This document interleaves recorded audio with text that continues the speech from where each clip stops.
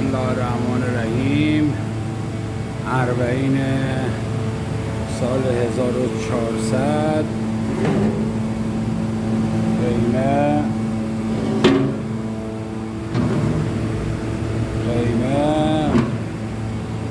برنجایی که دم زدیم. آقا حمید که داره، خدا قبول کنه ازت آقا حمید، لیمو پاک میکنه. حاجینا هم رفتن استراحت. این هم سیب زمینی همونه که داره سرخ میشه. این هم آب قلمی که برای خورشت استفاده کرد. انشالله که خدا قبول کنه. جای همتون خالیه. التماس دعای همه رو داریم.